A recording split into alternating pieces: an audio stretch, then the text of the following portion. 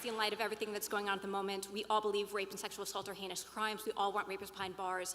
But I feel that in this climate, logic, evidence, and data are kind of being lost in translation. And also there's a very pervasive you're with us or against us mentality that's really doing a lot more harm than good. So my question to you is, how can we best stand up for the importance of due process and the presumption of innocence while also doing what we can to support survivors?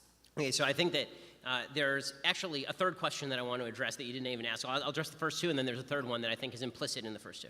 So when it comes to standing up for due process, the answer is that we actually have to stand up for it, even in cases where it makes us uncomfortable, or even where we believe that the person may be responsible for something bad, because once you lose due process for one, you lose due process for everybody, obviously. When it comes to standing up for sexual assault survivors, I think the idea that we ought to take everybody's first account with the respect it deserves means not dismissing, not downplaying, but it also means asking the proper questions in order to get at the truth. That doesn't mean intimidating people. It doesn't mean calling people liars without evidence that they're lying. It doesn't mean mocking them, obviously, God forbid. It doesn't mean doing any of those things. You know, I've throughout the Christine Blasey Ford thing, I keep saying over and over and over, I'm not calling her a liar. I'm not mocking her. I don't know if she's lying. I don't know if she's telling the truth. I don't know if she's misremembering. I don't know any of that stuff. All I know is that due process requires such and such to happen. Now, the real answer in the end to a lot of what's happening, and here's the really unpopular part with the left. The left destroyed traditional mores with regard to relations between the sexes, destroyed them wholesale. So the original idea was that men were supposed to act with honor and chivalry in protecting women, and women were supposed to look for example, relationships just as men were. Sexual activity was supposed to be confined, this was at least the ideal, was supposed to be confined to committed relationships, particularly marriage. Not everybody lived up to that, but a huge number of people did. In fact, once people got pregnant, people basically got married.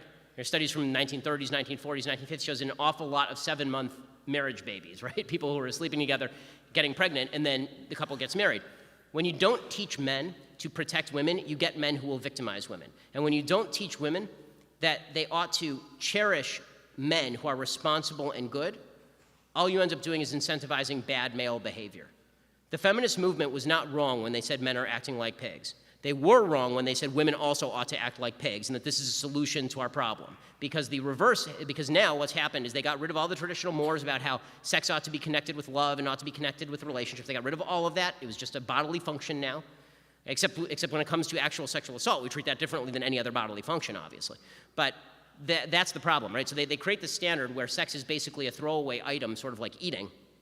And then we treat sex very differently when it comes to what we all know it is, which is a deeply important and intimate part of a person's life. And then we attempt to backdoor standards of consent that, frankly, don't make any sense in a real-life context. So you get college campuses in California saying that what you need is a yes means yes standard, where you have like a legal checklist, I guess, where every time you do anything in the bedroom, you're supposed to ask, am I allowed to touch your hand? Am I allowed to touch your shoulder? Am I allowed to touch your hair?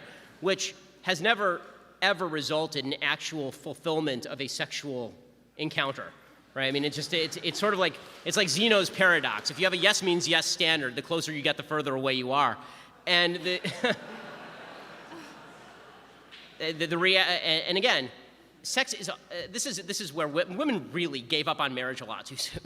Okay, marriage was the best thing ever for women. It is an amazing thing for men too, because it civilizes them, it cultures them, it teaches them to be protectors of their family and to take care of people and to think beyond themselves and to think beyond their generation. Women gave up in marriage a way to teach men to do those things. And also, women gave up the idea that a commitment was going to come along with this intimacy.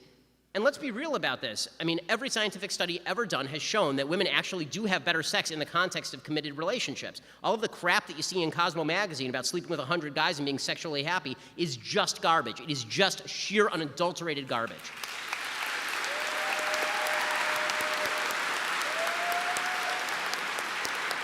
So, no, long answer to a short question, but reinculcation of traditional roles of male and female with the same feminist respect that we ought to have for women at all steps of the process is the answer.